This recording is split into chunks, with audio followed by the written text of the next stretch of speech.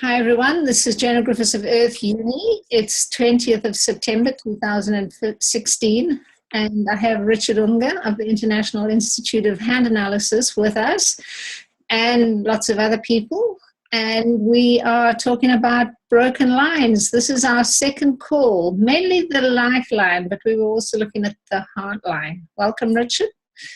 Hi there. So did you get a bunch of submissions I did. from the hand readers of our little universe? Yeah, we actually did, Richard. And this first one is from Charlie. Okay, let me see if I can get a bigger screen here. No, you're controlling the screen. There it is. Okay. Yeah, that's a broken lifeline, isn't it? Yep. Would you? So that's why it belongs on our call. Do you want to summarize anything that you said last week? 1 second. Let me get a bigger screen. There we go. Yes, that's how I usually start.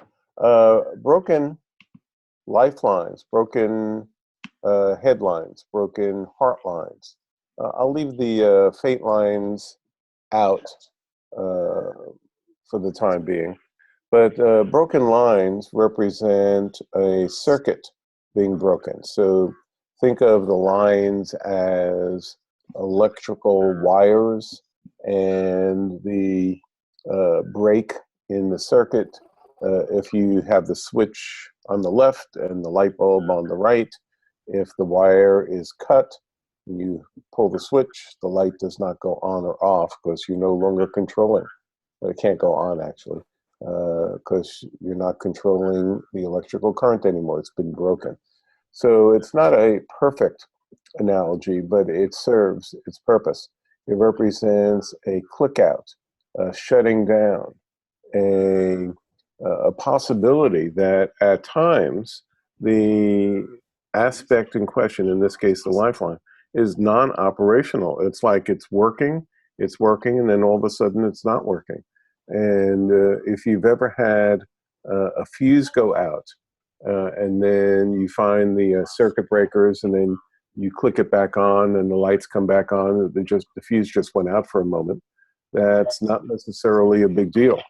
On the other hand, if the fuse is burned out and you don't have any extra fuses, it is a big deal.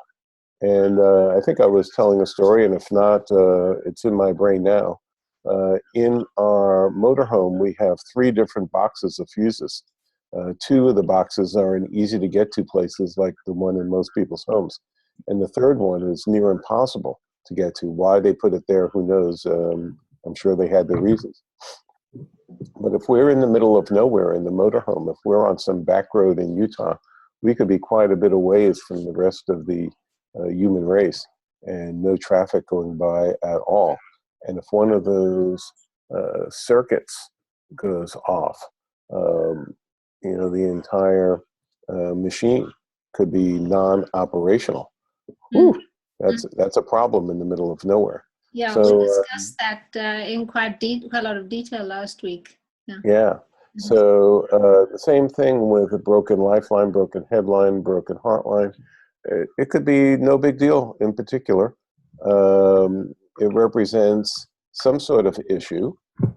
It could be a time in the person's life where the circuit was not working well and they've since repaired things. It could be under certain circumstances.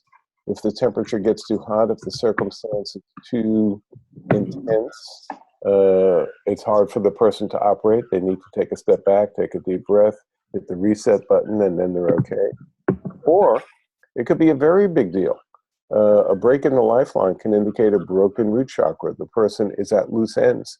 Everything is amiss. They can't control their life. It feels like it's careening out of control.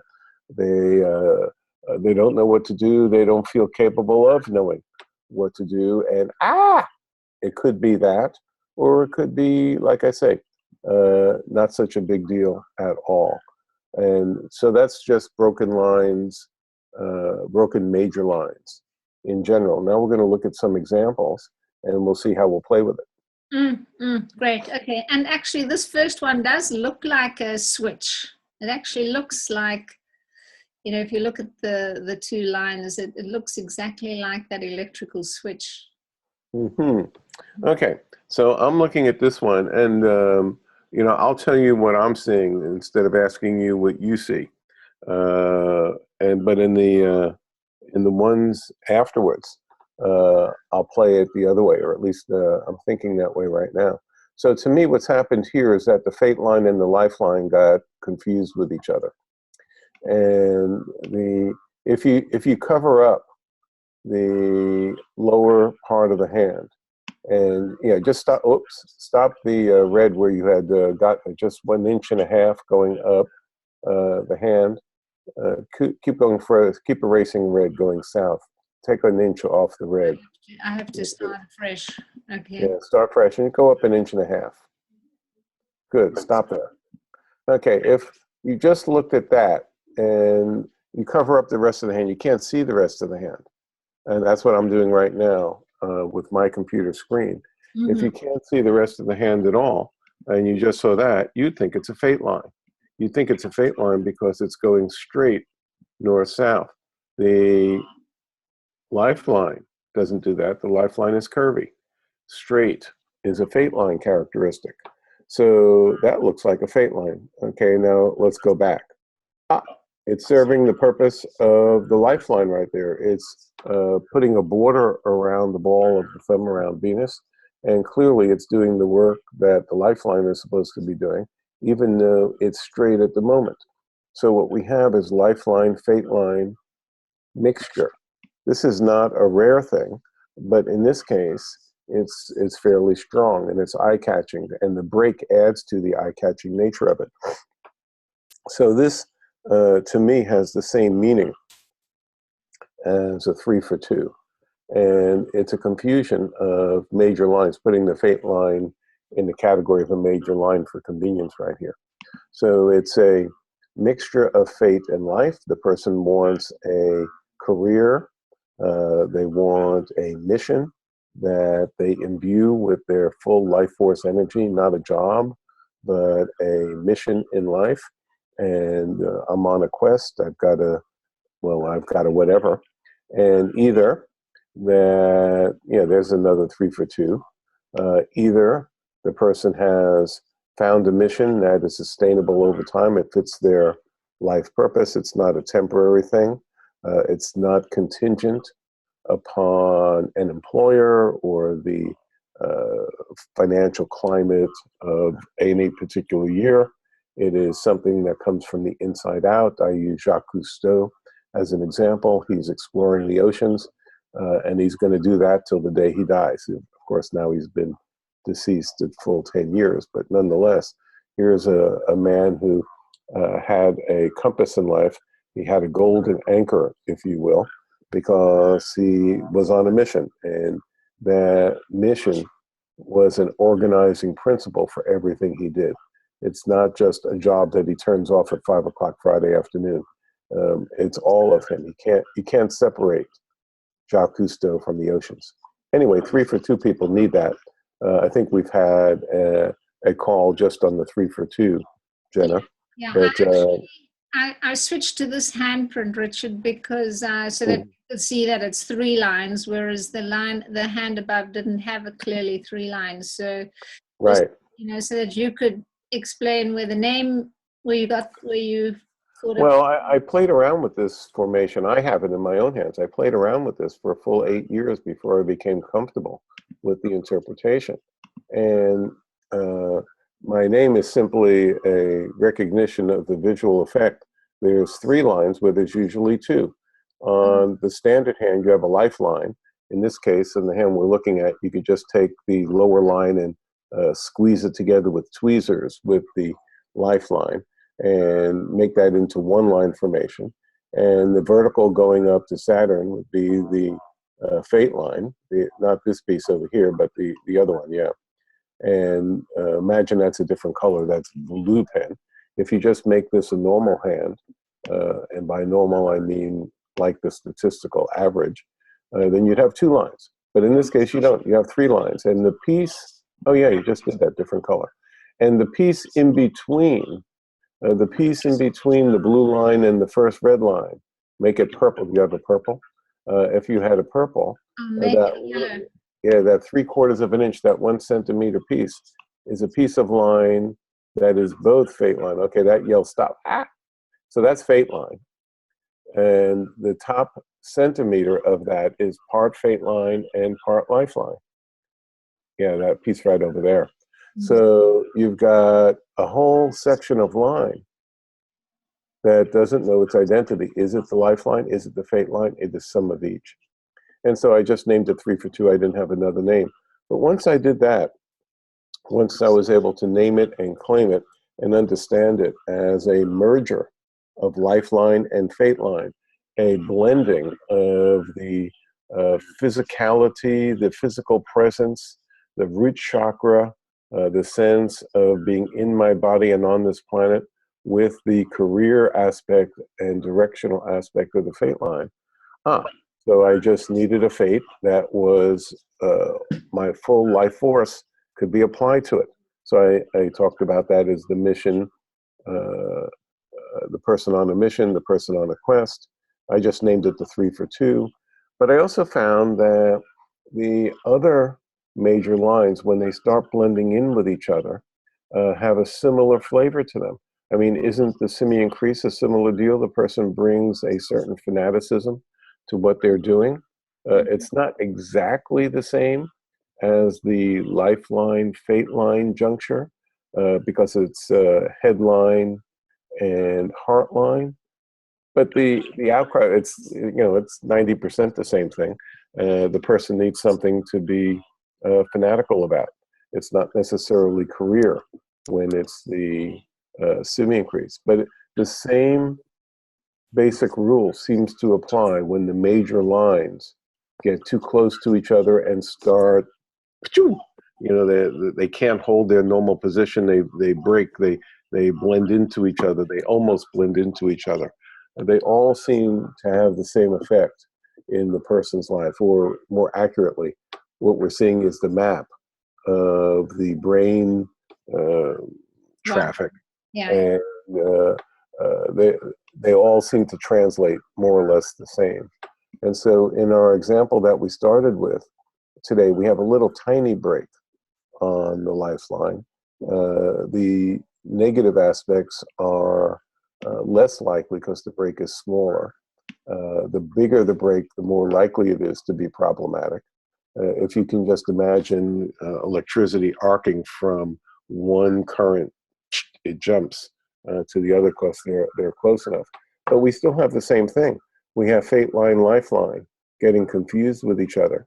And this person needs some sort of quest. Will they achieve that quest? Will they have trouble identifying it? And if identified, will they have trouble living it? Well, I don't know. These are the questions that I have in my palmistry strategy room, and I'll bring them into the reading and take my cues accordingly. If things are not working well in this case, we can add that broken root chakra flavor to the story. And in the broken root chakra, the person, I like the image of the fireman with a big fire hose, because there's a lot of water pressure. There's the burning building over there, and I've got my fire hose like this. And if the water pressure is too high and I'm not strong enough, the hose could be going like this, and the fireman is flailing up in the air with the legs up in the air. You might need 3 strong firemen to hold the hose. So in my metaphor, all that water coming out the hose is the passion for. Well, passion for what? Well, whatever the mission is, whatever the quest is. And Jacque Cousteau, the quest to explore the oceans and to heal the planet. So the amount of that passion requires, because it's so intense, it requires 3 firemen, or a very strong fireman. That's the comparison to a strong root chakra, an anchor to hold you solid to the ground. And when the anchor is broken, the person flies all over. And that's a descriptor of a person who's at loose ends, adrift at sea. Remember, no anchor, you're adrift at sea. Means you don't know what to do, anything that comes along, any breeze can push you anywhere. You can't navigate, you can't control your own fate.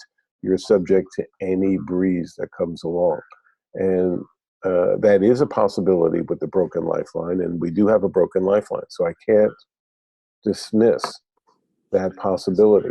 The fact that the break is small, I'm going, okay, probably handleable.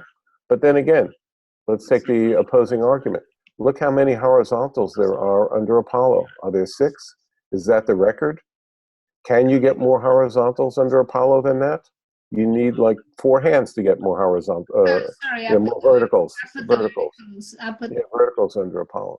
Yeah. So that's like all these different avenues of expression, and it's hard to pick the right road.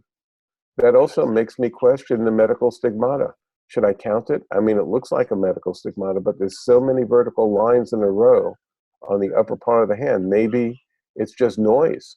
Maybe it's just white noise. Anyway, so that makes me go back to the break in the lifeline and go, ugh, maybe it's worse than I originally thought. The break is small, so I thought it was handleable. But all those verticals under Apollo, now I'm worried, just the way I was saying. So anyway, I'm doing all this in my palmistry strategy room, and I've got my client right here in front of me. I don't in this case. I just have a handprint, but I'd have my client in front of me, and I'm going to have a conversation about this. Nisha asks if there's a gotta energy in this. Again, gotta in one sense is the urgency. Let's make it positive gotta, negative gotta. Positive gotta is an urgency, and I'll use Jacques Cousteau again.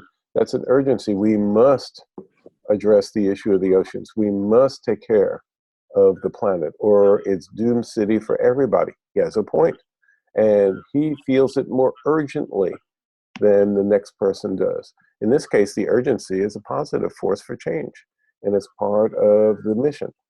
In its negative form, the person does things in a kind of obsessive compulsive way.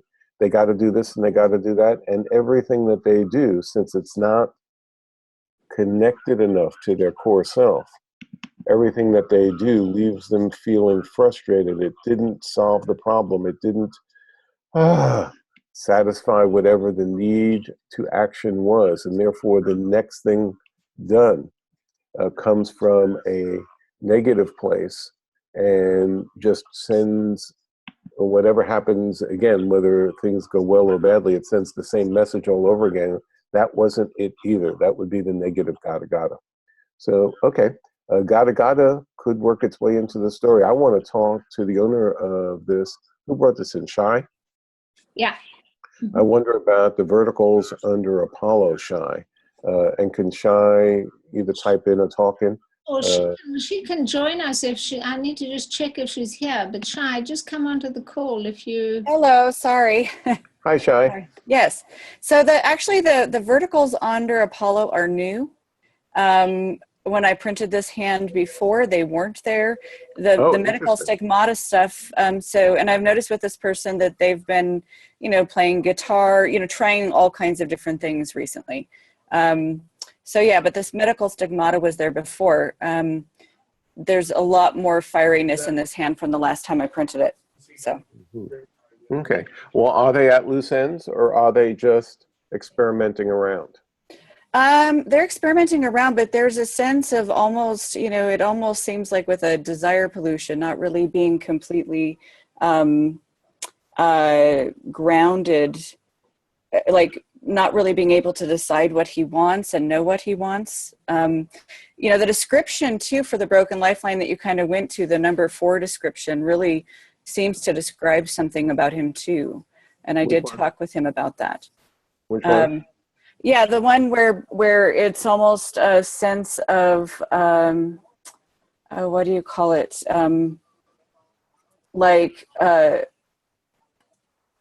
How did you explain it last week? It was. I don't know which one is number 4. Number 4. You went through 4 different possibilities for the broken lifeline. But the having to get everything done once and for all thing is something that I've observed in this individual. So okay, the triangle. yeah. Yeah. Okay, so that's when you do something, and then instead of going, that was good, and you rest in a positive state of rest, that was good, let's have lunch. You do something, and that's not it. And so then when you take action from that's not it, you're hoping the next thing you do is it to solve the problem, which just causes you to go more deeply into that's not it either. And that can happen forever for a person. It could be a negative cycle. Instead of the triangle, now I'm making the spiral down. And you can go down the drain with that, hoping, and same thing in a relationship. The next person will be my it and save my life. Isn't that the find my princess and all my problems are over theme? And if you're looking to find your princess or your prince so that your life is now solved, that puts an undue burden on the relationship that almost certainly dooms the possibilities. Because you're not dealing with the person anymore. You're dealing with a personal mythology, and the other person is only there as a tool for your personal mythology, whether this is a conscious thing or an unconscious thing. But if that's inhabited too strongly, it dooms a relationship. Yeah, absolutely. And out of the relationship sphere, doing that with your career, doing that with whatever direction you choose in life, that dooms the career too. Yeah. That possibility, that was possibility number 4. Yeah, and with this person, it's almost like they work themselves to complete exhaustion, and they never really allow themselves to reset all the time. And then, so it's almost like checking out, like working really hard and then checking out, but never like that middle ground. So yeah, so a lot of the different interpretations of this really fit. So, well, here's another one. You can put this down as number 5 if I didn't talk about it last week. A person with a broken lifeline has the possibility of going numb. Think of that for a second. I don't feel my body. Lifeline being a body line, and now the circuit is broken. And this is an earth hand. Earthies like to work. So working to exhaustion, okay, that doesn't surprise me. But then again, think of it this way. Let's say that you were playing tennis against a friend, and every Tuesday you play tennis against a friend, and both of you are competitive tennis players. You're not just lobbing the ball over, you're really playing hard, and sometimes you win, and sometimes your friend wins, and you go have a beer afterwards. You're wet with perspiration, you're soaked, you play to exhaustion for an hour or something, whatever, and it's a good day. That's what you do. You're doing this on your day off, and it's part of your wonderful weekend of rest, even though you've just perspired and worked to exhaustion. So exhaustion could be a delightful, uplifting, inspiriting type of thing, or it could be the other. Work towards exhaustion, not even know it, and drive yourself over the cliff. So Marianne wanted to know what the fingerprints were, and I just remembered that I actually put the other handprint that matches that hand right at, so they actually bracket the document, because the first one is first in the document and the other one is last, because it's the only one with a bit of a break on the. Is that your dog, Richard? Yep, that's my dog. That means it's it's close to 10 o'clock. That means the woman has come to pick him up to play with his half a dozen dog friends, which happens every morning around this time, and it gets him all excited. Ooh, I'm out. He's going out to play tennis. That's cute. Yeah. So this is the other hand of this person, and the reason I put this one in is because there's a slight break on the heart line.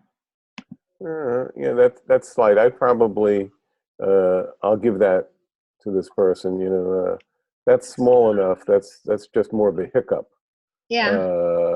And I'll let that one slide. Yeah. Now I do know that there's another theory of reading hands where the attention on small details like that becomes a central focus of the hand reader, and they time the different lines, including the heart line.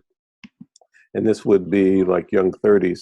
And if the person, especially if the person were in their young 30s, they would talk about that doubling as an important aspect. I take a completely different tack in the reading, and I try to look at the bigger picture and create the triangle, et cetera, connected to the fingerprints.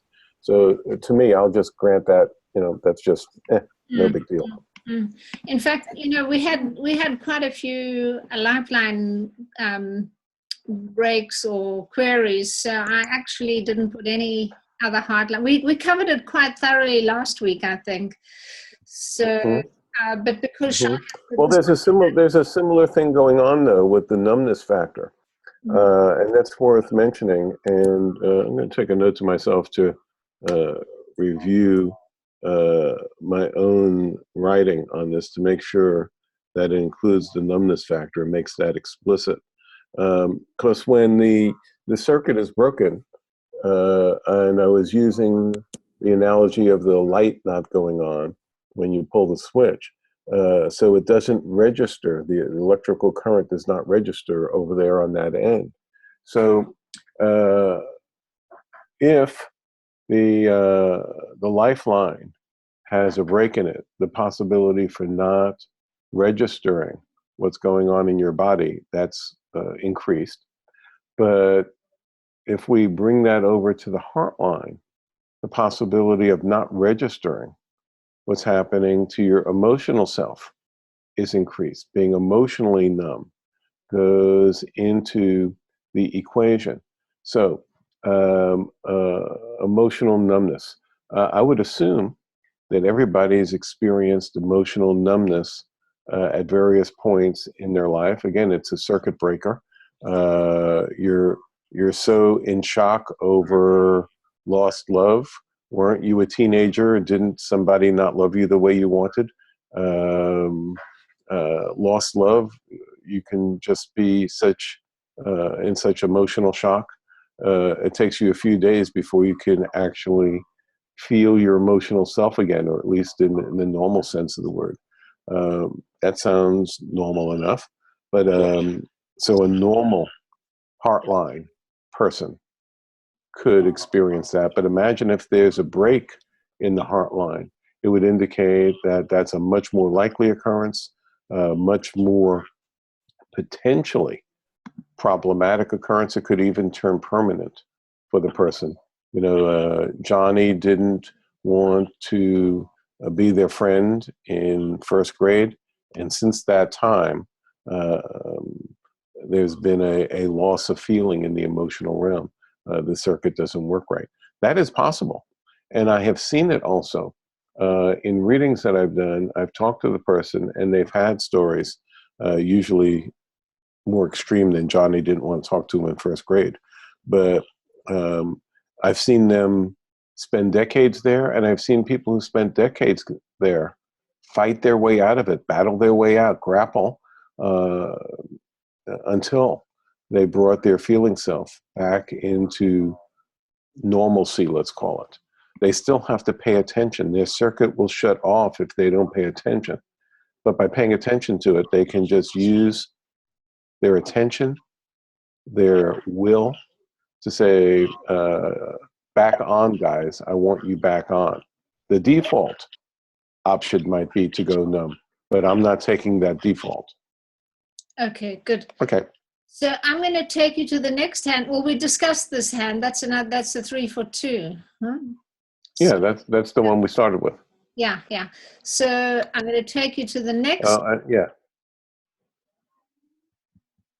Now, the reason I put this hand in is because often it comes up. There was a question by Patty Lighthouse, but she isn't on the call, I see. She was asking she might be listening to the tape. Go ahead. Yeah, and she was asking about lines going across the lifeline, and then I was thinking that sometimes you get those little bullet-like dots. So yes, this is. Look at the dots on the headline too. You got dots everywhere, and not a drop to drink. Okay, lots of dots. Let's take the headline dots first and then work our way backwards. So here. Yeah, under Apollo, you've got a half a dozen, a little bit more than half a dozen dots. So according to some old palmistry books that I read, I don't know how old, I think it got repeated, pardon me, in some more recent palmistry books, that dots on the headline represented headaches. And dots on the heart line is, you know, the heart line has a little bit of dotting here, not so bad.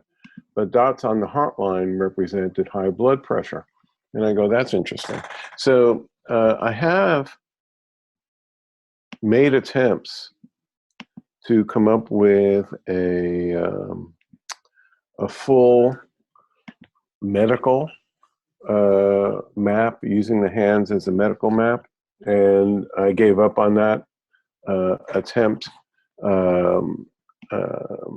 I found my results were too inconsistent, and then for other reasons, I abandoned that attempt. I do believe that the hand does contain a medical map, and I'll eagerly read anybody else's report on it. The ones I've read so far do not satisfy me enough that I'd want to use it in readings. And by the same token, I don't think that the literature is wrong if you can take it loosely. So dots on the heart line representing high blood pressure. If I told you that I ran into Bob yesterday and my word, his blood was boiling all over the place. He must have been, his blood pressure must have been just jumping through the roof. He was all upset about, you know, fill in the blank. Just talking about that in the vernacular, you would know what I mean. And on the headline, I have seen people who have dots on the headline with headaches, but I've seen more people with dots on the headline who don't have headaches.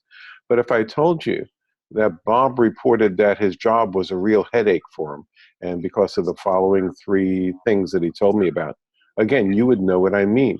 And it'd be the same as somebody is a pain in the neck, or Bob is a real headache at work. You know, as part of our jargon that we use. If we stay loose like that, then yeah, then I think the interpretation is accurate. So now we can work our way back to the lifeline. Dots on the lifeline represent a form, that's a pretty strong attack on the lifeline. And if anything, I consider dots on the lifeline to be even more intense than a break in the lifeline. That's saying a lot. A small break and another hand with dots like this many dots, I think the dots are the more strenuous attack on the lifeline than the small break. A big break, you know, I gotta look case by case. But I'm pointing out that I consider dots on the lifeline to be a strong attack on the lifeline. So I'm expecting all lifeline problems to occur. A poor root chakra, the person is all over the place. They're having trouble getting control of their life, difficulty coping with what life is dishing out. And in this case, does the hand look elderly? Can you zoom out? If my first glance was that the hand was elderly and the nervous system is just having trouble functioning, and it doesn't look that elderly here. Okay, that's. The dots to me are very eye-catching and troubling. Okay, so this person, Richard, I read these hands. This is from my database. I put them in because the person actually died at 48, about a month after these handprints were made.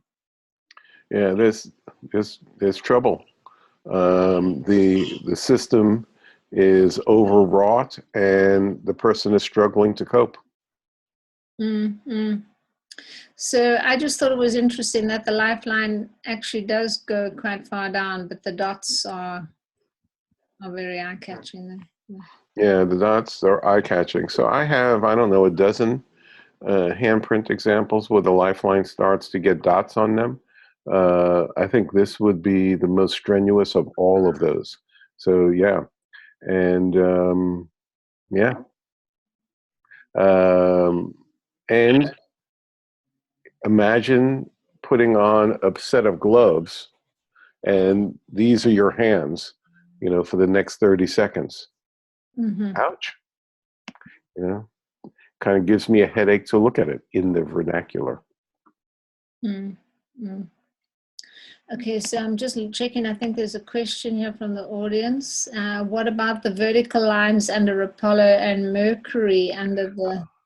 Well, there's a wow marking here. Yeah. It's a bit modified. It's sloppy, but given the quality of the dotted lines, it's still eye-catching. Wow markings are not easy to get. This was a performer, Richard. So yeah, so there's a lot of energy available to the individual, and to me, it's just such a stark contrast that the lifeline is in such difficulty. Generally speaking, the hands with the wow markings, the whole hand looks positive. The person's outlook on life is positive. Have you ever had a day where it's like you go to a restaurant for lunch and the restaurant is closed? The restaurant was like a half an hour drive, but the restaurant is closed. It's closed because of a fire last month or something, who knows what. Yeah. And now by the time you drive back, your second choice restaurant is closed because it's too late. And then when you get home, you get a notice that you have to go to the motor vehicle bureau because they lost your who knows what, where, you have a day where it's just up to here and you just give up. It's like, I can't get anything right. Nothing is going right. I'm just going to go to the beach, who knows what. And if I'm feeling well, I can handle 2, 3, 4. These are like little obstacles. I can't get a parking place at the post office. What? The post office, there's plenty of parking places, but I can't today. I'm circling. It's taking me 10 minutes. I still can't get into. I just give up. On a good day, so what? No big deal.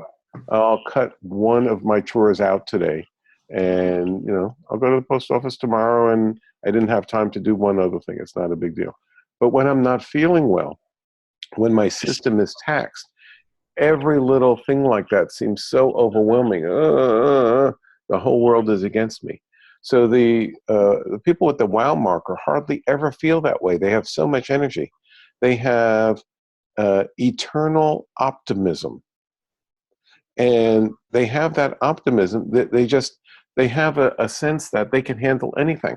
It's like, it doesn't matter what's against me. I'm so strong.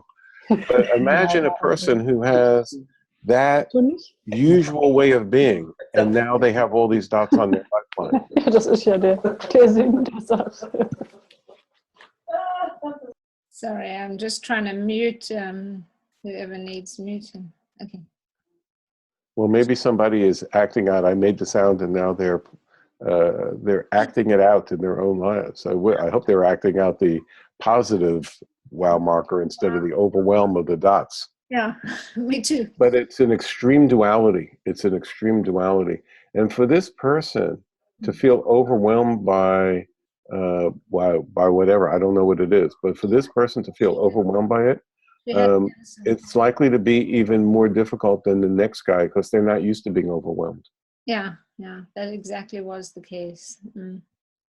I mean, there's a shock factor. What? I can't handle this? It's too much? What do you mean it's too much? I don't know what that means.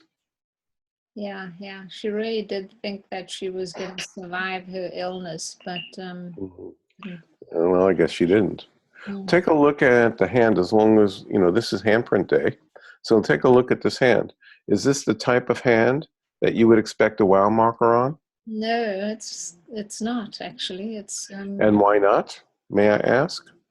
Well, it kind of looks very sort of, emotional and watery. Yeah, delicate, sensitive. This is a morning mist hand. Yeah. It's a tall, skinny hand. So your options are air and water, and the squareness of the sides is an air characteristic, but it's too skinny the fingers especially are too skinny. So it's a really good example of a morning mist. And a morning mist with a wow marking, that's interesting. That's not where it usually shows up. You expect earthier hands or earth plus fire type of hands, because they're naturally energetic in the outdoor activity, just do things, carry the piano up the hill in the snow type of way. So what does this mean? A morning mist with a wow marker? Well, it's a person who could stay up to 3 a.m. Writing their poetry or something like that, or they get excited about the painting they're making and they don't even realize they haven't eaten and it's 5 a.m. now. They've been working on it all day. That's a wow marking with morning mist. And then you add in the dots, poor dear. So, Richard, I'm going to drag you to the next hand. Yeah, drag me away. Drag. Why don't you just point the way to the next hand? Why are you dragging me by the hair, by the way? Are you like a caveman with a club? I just and I'm like olive oil and you're dragging me? I just know how you could stay on one hand for 3 hours if given the opportunity. Well, that's true. Well, and what do you do with kids when they're all fixated on, crossing the railroad track and the train is coming? You give them something more interesting. You dangle something interesting. Give me an interesting hand and divert me. So I'm dangling another hand also from my database for you here, Richard. And this is another person that I knew. I knew this person quite well, and she died at 38, about a month after this handprint was made. And she had a very clear lifeline, unbroken, but in this particular print, it looks sort of faded there. So yeah, I treat that the same as a broken lifeline. And I was just looking at a series of these in my own collection, and they range from just like what you're showing here, and other times the lifeline is completely missing, other times it's a little bit more, but you can see there's a change in the quality of the line for a significant portion. So there are other people who have different theories. I think it's worth saying what the theories are. I don't think the theories are so much wrong as I didn't find them applicable in the way I read hands. I didn't find it particularly useful, but I think it's a worthwhile thing to consider. What's his first name? Rush. Well, I'll call him Mr. Rush. The now deceased Mr. Rush had a very interesting concept on the lifeline. He was a student about 20, 25 years ago who was already reading hands for a few decades when he enrolled in my classes. His theory on the lifeline was that the lifeline should be divided into 12 sections, each section of the lifeline representing another house in astrology, and any break in the lifeline corresponded to a problem with whatever house you're in. So the first house is activity in the world, and second house could deal with money stuff, let's say, as I recall, whatever. The fifth house is Leo. It deals with your public persona, if I'm right. I'm not an astrologer, but nonetheless, he would track down and say, this would be a break in the 9th or 10th house. Isn't the 9th house connected to Jupiter somehow? It doesn't matter. So, and he would treat breaks in those specific areas as associated with difficulties with that house. And he would also look at your astrology, and then he would read whatever, he would emphasize whatever difficulty your astrology chart displayed around the 9th house or the 10th house. And he would highlight it because the lifeline has a gap. I thought that was an interesting approach. I knew enough astrology to be able to look up things and to be able to attempt to correlate it. I found it too cumbersome, and I just couldn't use it. I tried, and I couldn't use it. I'm not saying it's wrong. I'm just saying it was an interesting approach, and maybe it needed to be tweaked. Maybe with some hands, instead of 1 through 12, you go 3 through 12, and then 1 and 2 would be at the bottom. Maybe the hands have a slightly different flavor. I just never went that far. Other people, of course, and this is much more common, would treat the change of the lifeline or break in the lifeline, they would treat it time-wise, chronologically. And in this case, that would be more like 45, 46, where the lifeline abruptly starts to peter out. So they would predict medical problems at 46, but they would say the person recovers according to the hand. It takes them 10 years, 12 years, but then they recover. I didn't find those things accurate when I tried to apply them, although not 100% inaccurate. Occasionally, I did find that accurate, but occasionally is not good enough for me to use. Also, even if it turned out to be accurate, how could I really use that in the type of readings that I do? So that's theory number 2. Theory number 3, I heard and played with in my discussions with Vernon Mahabal. And Vernon, instead of doing the 12 separation points on the lifeline, he breaks the lifeline into 4 pieces. And the upper piece is earth, the lower piece is water. I forget his exact sequence. I think that would be the fire section or the air. I don't remember his sequence. Anyway, he broke it into 4.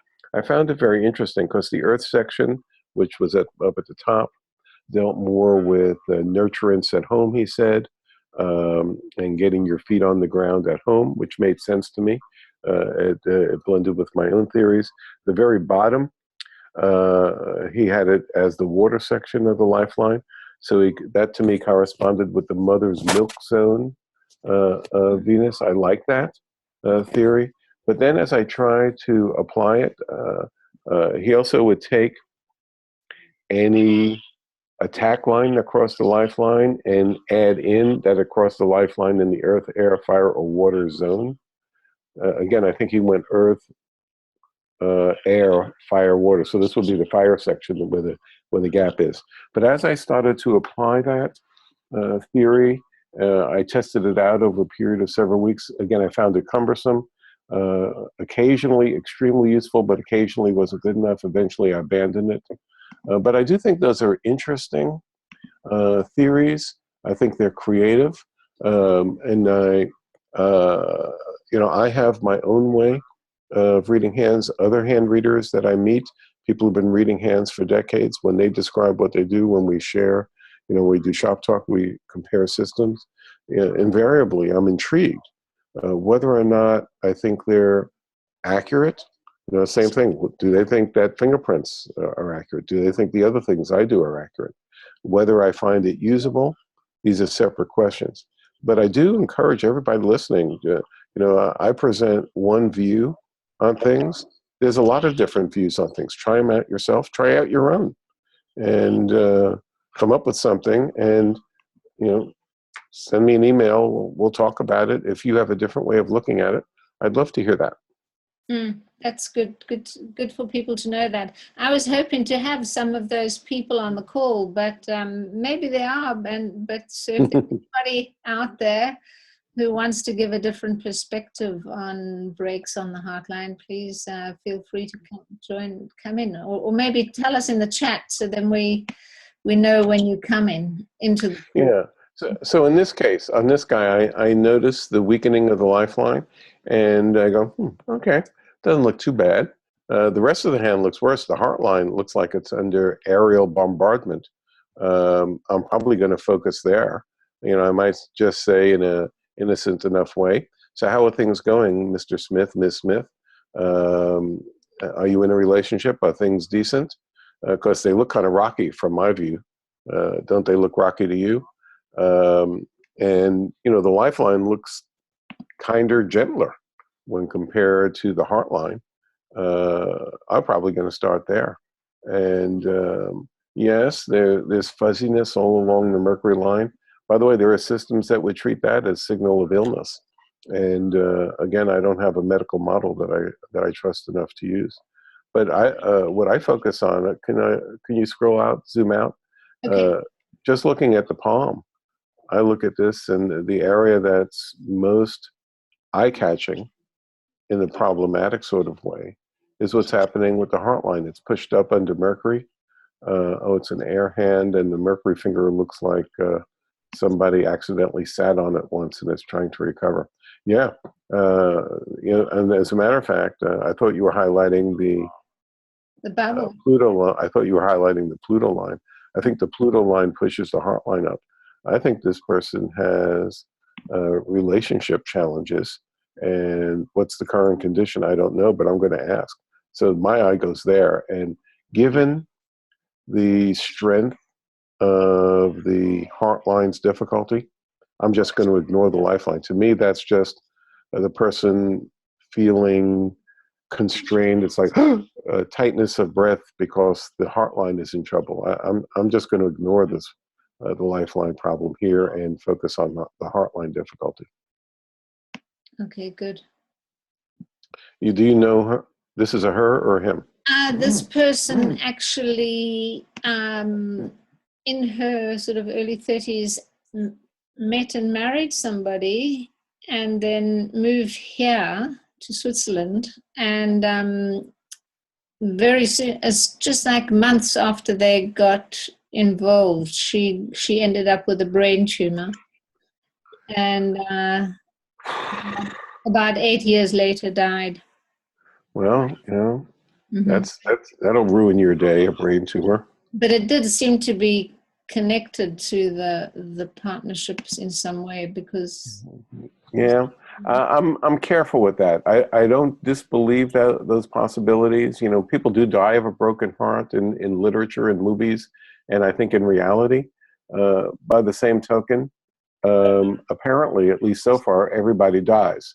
So I don't want to be too blamey with people about their illnesses. And as a matter of fact, as I have increased my age, I was younger yesterday. Did you know that?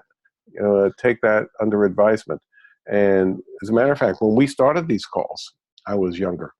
So as I've gotten older, and the people I know have gotten older, friends, family, acquaintances have gotten older.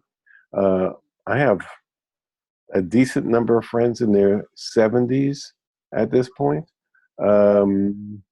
Most of them have something bothering them on the physical plane. So that's most, as opposed to just an occasional person here and there. I've become a bit more sensitive to the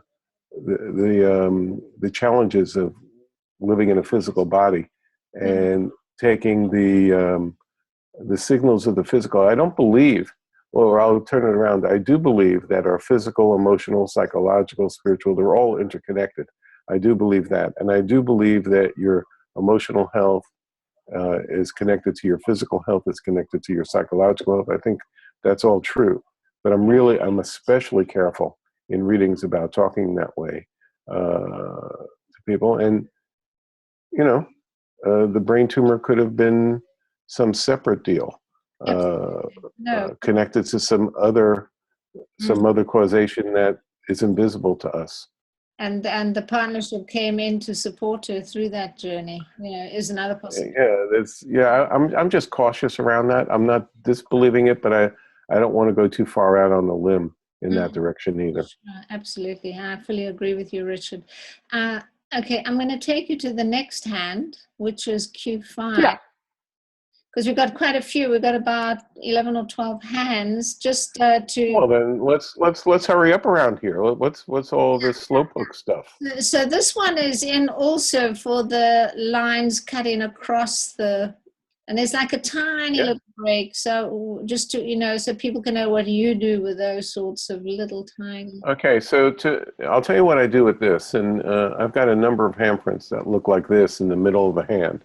And again, my approach is to look at things more from the larger scope perspective rather than the individual markings perspective. So to me, this is a hand that's boxed up in the middle. The plane of Mars is filled with boxes. So rather than take a look at each individual box, again, other palmists might, and I could see their point, I'm not arguing it so much. I'm just saying that I don't work that way. So here we've got, I lost count. There's, umpteen boxes in the middle of the hand. And this person is dealing with being boxed in itis and stuck because of circumstances that they feel that they can't control. And they seem to be centered in the middle of the hand, which is a Mars area of the hand. They seem to be where the Fait line would be going up. So the person is having trouble making their way through life. Logistical logjams is what this represents. And they can't do this because of that, and they can't do that because of this. And if you try to present a solution to whatever problem they report, they're likely to go, but I can't because of some other factor. Now I have to bring you up to date on this other thing that's going on as well. So that's a lot of boxes. And can I see the hand from a bit of a distance? Sure. Oh, there's also, okay. So to me, here's something very telling. There is a distinct and large island on the beginning of the headline, a headline bubble under Jupiter. Okay, one moment. Yes, you're getting out your red pen. There we go. Thank you very much.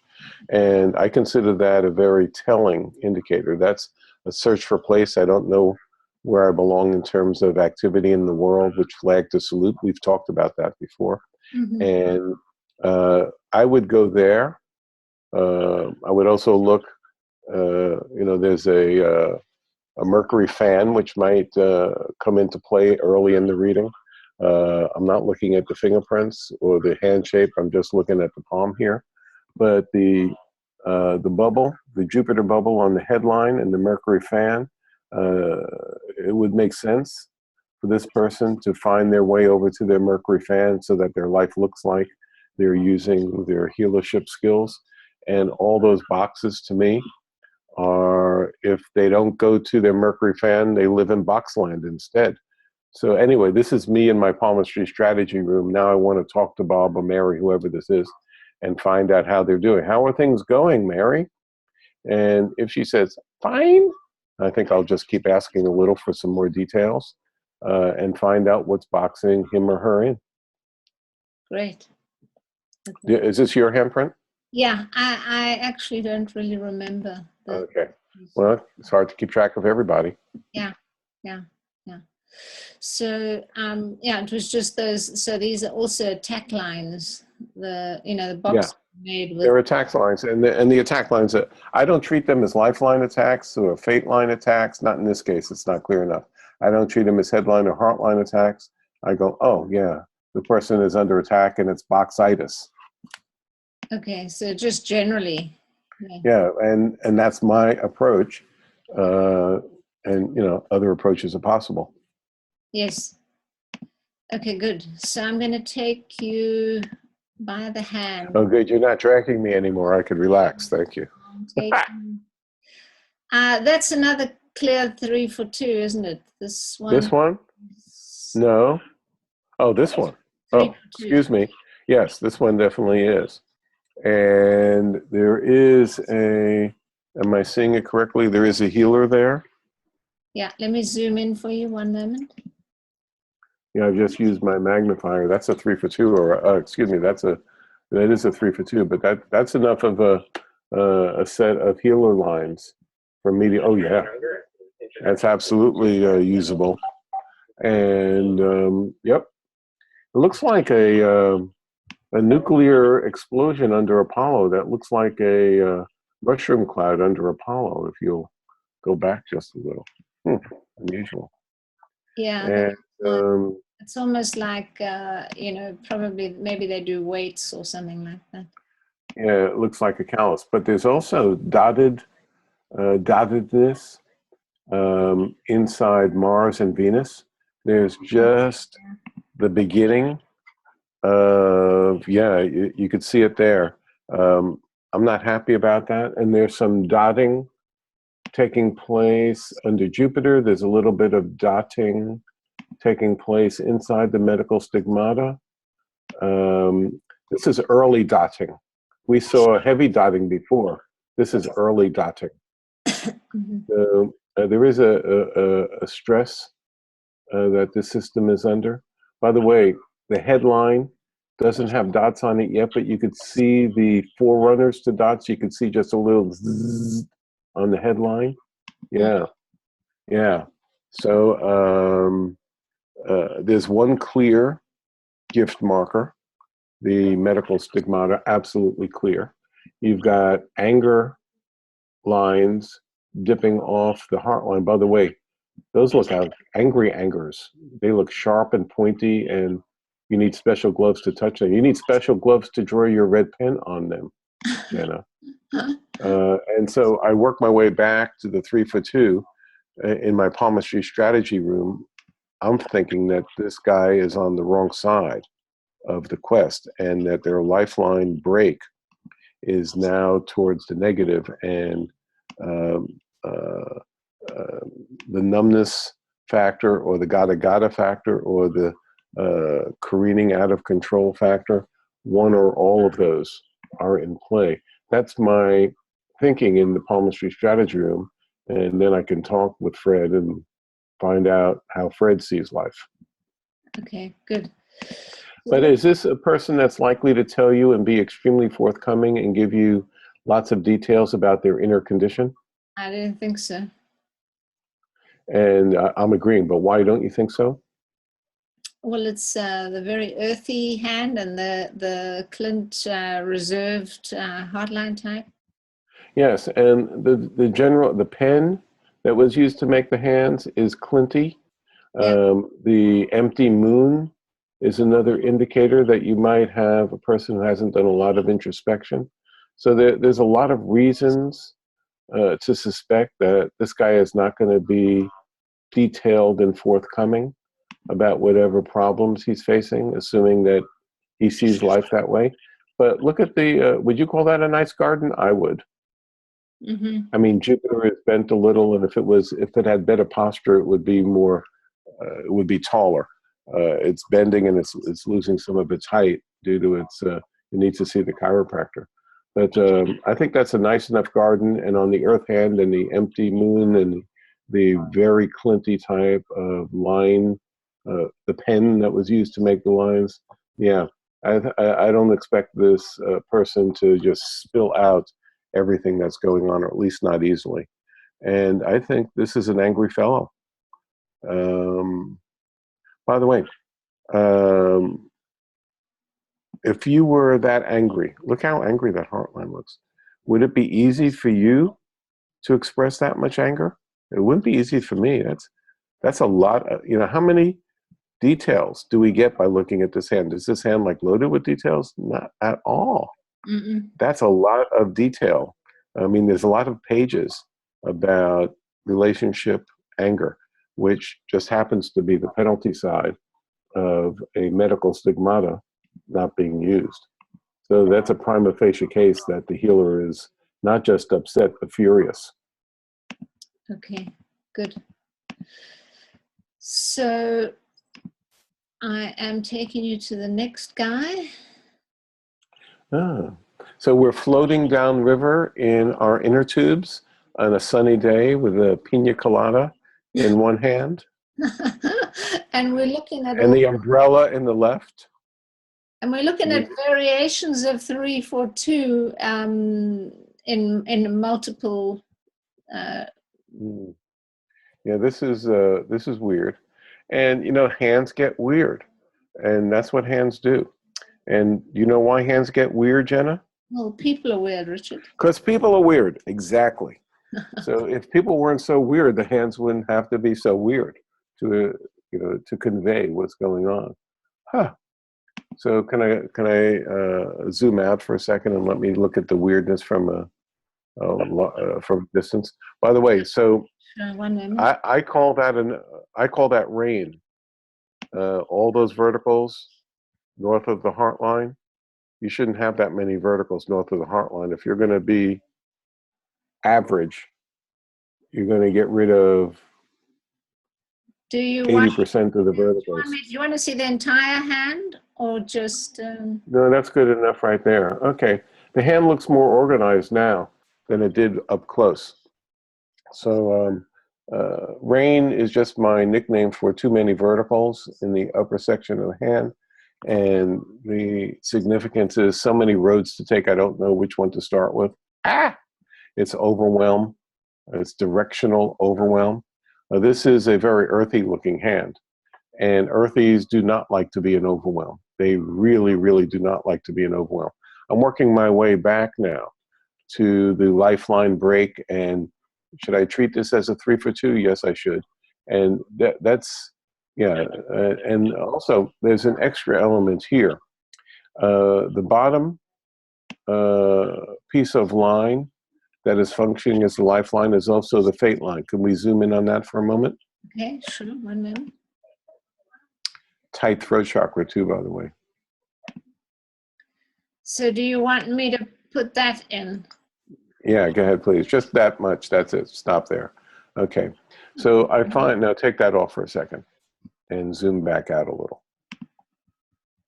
So I find very often when the Fait line is very strong at the bottom, it causes problems. Isn't that interesting?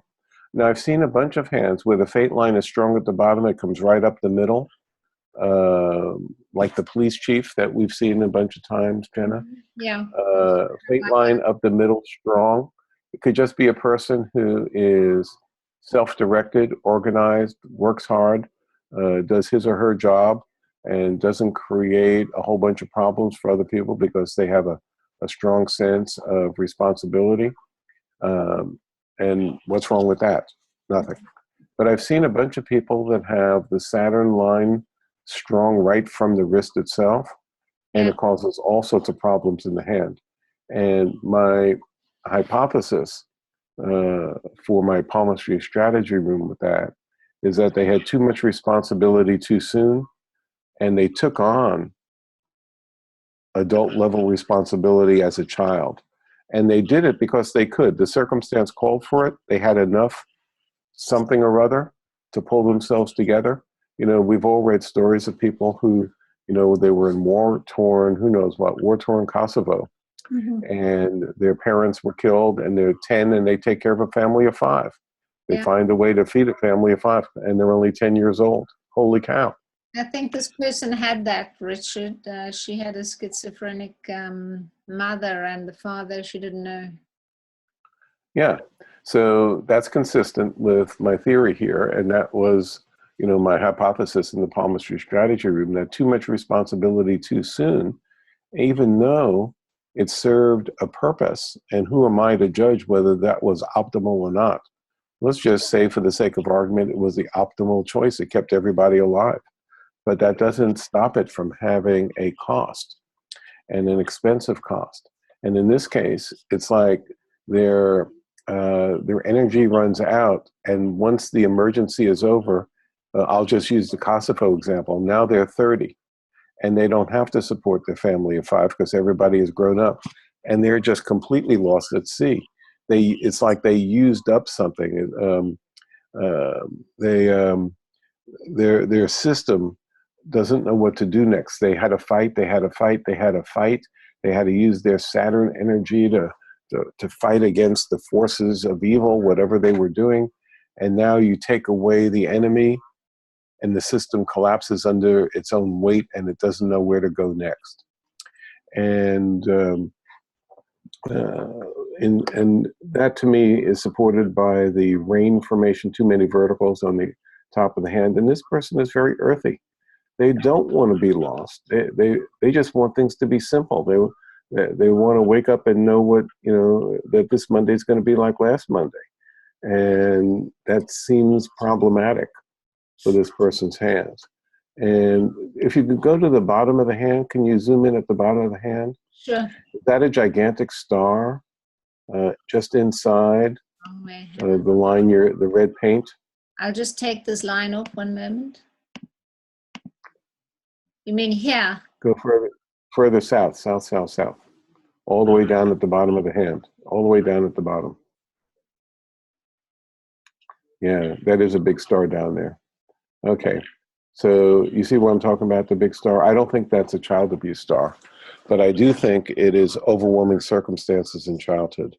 And the via lascivia goes through it, and it really disrupts the whole lower section of the hand. Do you see where I'm putting? Go further south, further south. South. Yeah. Okay. Nope. Up just north of there, just north of there. There we go. Yeah, that's what I was pointing to earlier, but then you said further south. So. Oh, okay. Excuse me. I didn't see you pointing to it. Yeah, to me, that's some, that's childhood, I don't know, childhood something. And big childhood something that disrupts the whole flow of events. And I'll go back to my Kosovo story.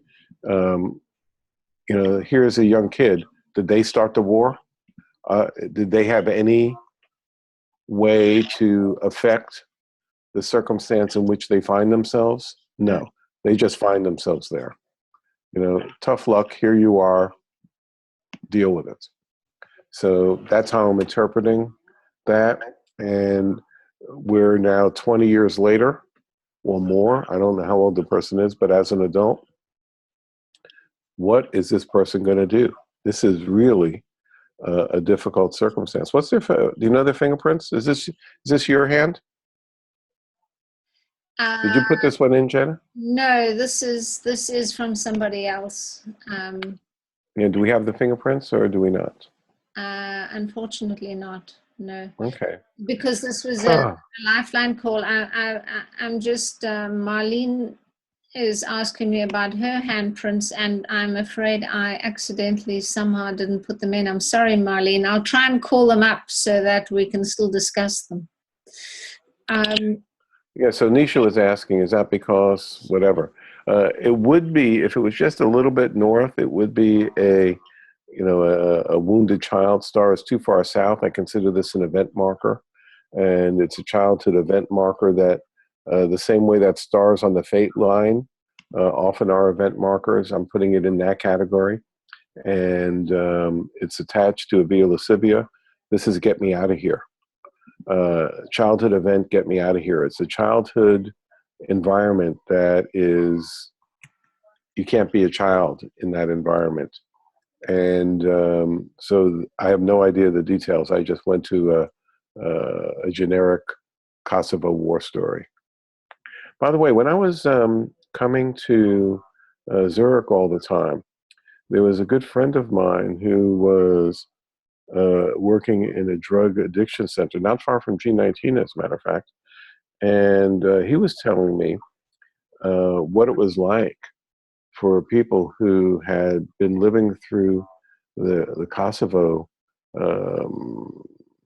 war and the pre-war and that whole section of time in Kosovo, because he was dealing with people who are now in Zurich as their safe haven, but they were bringing the backlash, they were bringing the remnants of what had happened to them back in Kosovo. It was very telling and quite overwhelming, and no wonder they were having trouble adjusting. Gee whiz, holy cow, intense, overwhelming stuff, and how you can live a normal life having lived in the war. Whew. Yeah, wow, yeah, must have been hard. So Richard, I've got, this person, this is Q8 that we're looking at, and we're back to broken lifelines. Well, this one's not so much broken, it's multiplied. Mm-hmm. It's like there's one of them here, there's one of them there, there's one of them here. You got stars of Jupiter sitting up there. You've got a piece of the headline that goes up in kind of a Tommy Lee Jones headline right into the star. How many stars that you got? Like a string of stars of Jupiter. Holy cow. The positive potential is very high. You've got all sorts of possibilities of Apollo star, etc. This is a powerful hand. And yet, at the same time, there's multiple attempts at building the lifeline. And is it more somebody not grounded enough to be able to handle all the energy that they're plugged into? Or is it more that the person changes their life from lifestyle A, and then they step into their multiple stars of Jupiter later in life after not having attempted to at all earlier on? It just didn't seem pertinent. Anyway, I'm sharing with you my palmistry strategy room as I glance at these hands. Yeah. Richard, I'm going to leave you talking about that. I've just got somebody. I have somebody just knocking on my door. But somebody's knocking at your door. So shall I leave you with this hand, or would you like to go on the next? I just have to quickly see. Oh, well, leave me here, but zoom me out just a little. Okay, just one moment. And you say, I know this person. I'm trying to remember who this is. It's okay. You could tell me off air. You can tell me later. Yeah. Okay. The Mercury finger could be better. Okay. Yeah. So we have some doubling of the heart line under Apollo. There's attempts at the Apollo star and then all the doubling underneath. This makes me wonder how the emotional system is operating just in general. And the damage to the Mercury finger, that looks like relationship issues. So again, the emotional system under a lot of stress. There seems to be a Pluto Fate line theme also. Jenna will come back and trace that for those who don't see it. So a very intense hand. And how well is person X handling it? I don't know. Of all the things in the hand that are problematic to my hand reader's eye, it's the, oh, you're back, Jenna? Yeah, I am. Okay. The Mercury finger damage is the most eye-catching in terms of troubles for person X over here. And you got the doubling of the heart line. I was telling everybody while you were gone that there is a Pluto Fate line. Yeah, wow. Yes. And when we add the Pluto Fate line to the story, if you'll draw that in, please. I'll draw it in for everyone. In your prettiest pen. That's the Pluto Fate line. And that explains a lot. Mm-hmm. Yeah. And at their best, they're a force for radical change, and throw in the stars of Jupiter. Again, very powerful hand. However, the damage to the Mercury finger that's relationship stuff, and they've been hurt in relationship. That's the bad side of Pluto, if you will, the ouch side of Pluto. And how are they handling that? Did it create a deeper connection to their inner world? Was it an entranceway into the basement, if you will, where the crystal ball is? But there's the old newspapers down there, the unmet, unspoken emotional needs. So I would probably start by asking this person whether they were in relationship or not and how that was going. I'd want to find out the current condition of their emotional system. If their emotional system is halfway decent, then I'm going to expect the stars of Jupiter and the Pluto-based Fate line to be operating as a, this is my compass, this is my direction in life. And if that's what's happening, well, that's good news. If it's not what's happening, well, then relationship drama and power battles with spouse. How could this as a matter of fact, even in the best case scenario, how's this person going to escape power battles with spouse? It's hard for me to imagine that. Oh yeah, there's a way to do it. Never have a spouse. Okay. Okay, Richard, so I am taking you off to the next hand and traveling further. How are we doing here? We got ourselves 10 minutes. And it's a kind of time left. This has got so many lines rather than a 3-4-2. It's more like a 3-4-6. I do have a 3-4-6 in my collection, but this isn't. This is more 3-4-4. But I get your point. Oh no, excuse me. You know, you start looking at it, and then the Mars lines look like it's part of the same formation, don't they? Yeah. Yeah. Okay. I'll change my tune. Yep. Okay. 3 for 6. Okay. You can take there's one more Mars line you can add, and then you get a whole 6 lines altogether. Yeah. So, has this person found their direction in life? That's a good question. And if not, well, you could see why not. Look at all the possibilities. To me, this is similar in some sense to the too many verticals under Apollo thing that we started the call with. But scroll back a little. This hand seems more organized. This hand doesn't seem to be so worried. Could I see the whole hand at once? Yeah, stop there. That's good. No, go back one more. Zoom in just once. One click in. Yeah. Okay, I had 2 clicks. 5 clicks in. Go back out. I can't actually, I can have, those are the 2 options. Okay. Okay, let me take a look for a second. Okay, I'll tell you what I'm going to do with this one. As a matter of fact, now I said earlier on the call, what are you going to do with things? We'll do that later. And, you know, I didn't. I just kept talking. Mm-hmm. So what are you going to do with the 3 for 6? Well, for me, the most eye-catching thing is the double Fait line. So, you and I agree on everything, Jenna. Oh, why even talk to you? I could just talk to myself.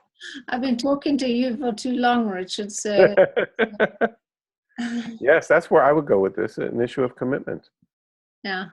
And partly it's because the hand doesn't look all scattered all over the place. It doesn't look like it's like the fireman with the feet up in the air. It doesn't look, the whole feel of the hand looks, it doesn't feel so gotta like this. It doesn't feel frantic. It feels more organized amongst itself. Yeah, so I think it's an issue of commitment, and it doesn't matter to me, well, in one sense, what the commitment issue seems to be about. Can this person even theoretically, is it possible to find anything that they can pull the full force of energy behind? So sometimes in a reading, the person will argue with me, and not necessarily in a negative way, but they'll take the opposite side and say, well, you don't understand the circumstance, Richard, blah, blah, blah, blah, blah, blah. How can I commit? I'm waiting for China to find out if this and that, blah, blah, blah. And so in one sense, if I'm not careful, I'll get sucked into their circumstantial world just like they are. And yeah, I agree with you. It seems circumstantial. But from a distance and looking at the handprint, is it even theoretically possible that there is a circumstance that would engender their full commitment? Is commitment possible? I'm not talking about this circumstance today. Let's drop you in a different time, a different culture. It's 1500 BC in Egypt. Can you commit to building the pyramid of Cheops? I don't know. Can you put your full energy into any one course of action? Good question. This is another example, by the way. It's not as strenuous as the earlier one, but let's just look Fait line. Take the middle Fait line, the middle one, okay, the one that comes straight up the middle of the hand. And again, we have a Fait line that seems to be operating very early. The middle Fait line, the one that goes straight up the middle, not the one from the moon, the one that goes straight up the middle, goes straight up there. And it looks too clean too soon to my eye. Again, it could just be a person who has strong Saturn energy. Isn't that excellent?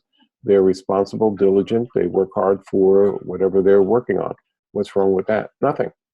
However, I have found that so many of the people who have the Saturn line strong at the base run into problems, like I said before. In this case, it's not near as problematic a looking hand, but I do believe we have the commitment issues. So you and I agree, Jenna. Again, life is getting boring. Yeah. Let's discuss our favorite color so we can disagree. By the way, do you have a favorite color? Yeah, I think I do. Well, it changes from week to week, so probably not. What's your current favorite color? Green. See, we can't agree on anything. No. Mine is yellow. Okay. Okay, so. Sometimes mine is purple even. So okay, so this hand is again, there are a couple of hands sent in like this where the... Yeah, that's a break in the lifeline, and it's a 3 for 2 type. It's a lifeline, fate line confusion. Yeah. Yeah, we got the exact same issue going on. It caused the headline to act funny. The headline is going all the way out to the other edge of the hand. I don't know, or at least a branch of it is. I don't know if I trust that to be an octopus brain. It seems a little strange to me. So in my palmistry strategy room, I want to talk to the person for a minute or more to see if an octopus lives inside. By the way, I was doing a reading the other night. I was doing a circle, and there was a lady who had the octopus brain. She was like next to the last in the circle, and all the readings were going really well, and everybody recognized each other and themselves in the readings. And I talked to her about the octopus brain. She says, "No, that's not me at all." You know, she had an earthy-looking hand. She had a forest ranger, Earth plus Saturn type of hand. So, you know, she thought of herself that way. And but don't you have a busy mind? No. Don't you look at things from multiple perspectives? No. I just, you know, I slowly walk through the woods and talk to the birds. I go, well, okay. So are you not telling me that you're not reading 5 books at once? Don't you have a book about birds, a book about the woods, a book of, oh yeah, I'm reading 5 books at once. I said, oh, okay. So she does have an octopus brain. Octopus brain people are reading 5 books at once, or, you know, at least 3 books at once. And of course they're reading 3 books at once. They're an octopus brain. So that's part of how I inquire as to whether or not an octopus lives inside. So I need to find that out, because I'm going to do the reading differently if this is an octopus brain person or not.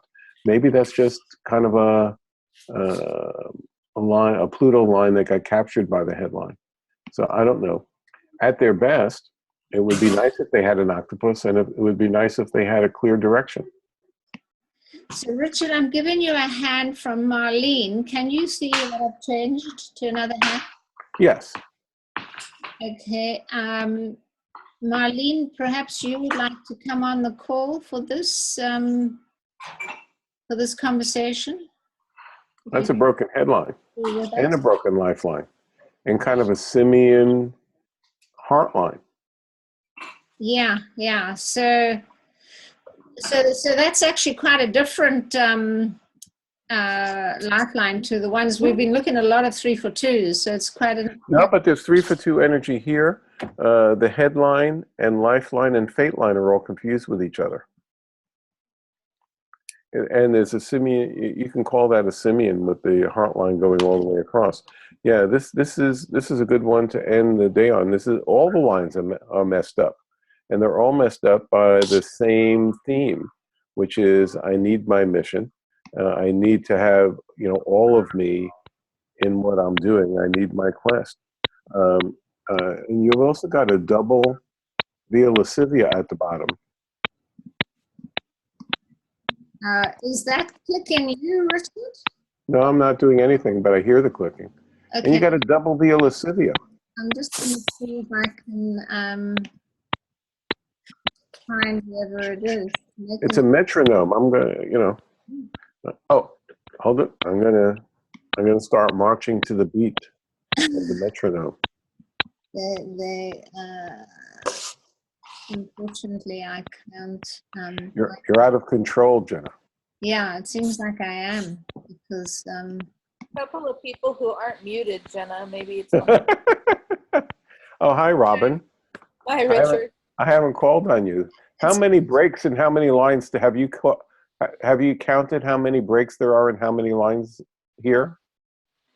it was actually Marlene who was making the click-in. So Okay.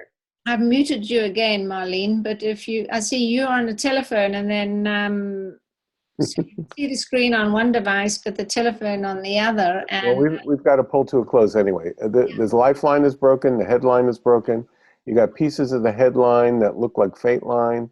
You got the faint line down at the bottom coming straight up the middle. You got a simian crease, an emotional simian, all the major lines. By the way, I've collected, I think, in my slideshows now about 85 simian creases. I'm starting to, look at a whole group of them. And there are some simplified simians, and then there are messy simians. And this goes in the category of messy simians. And by messy, what I mean is all the lines are screwing up. And it's the same theme all over the place. So in my theory of reading, rather than try to take it apart bit by bit by bit, I go, oh yeah, this is that major lines are confused with each other thing. And the person needs a quest. And to me, it's very likely that they need a Persephone quest, because a piece of the headline works its way down to Persephone. And if you look at it, it could have been the Fate line before it all got messed up. Okay, good enough. Major confusion in the major lines.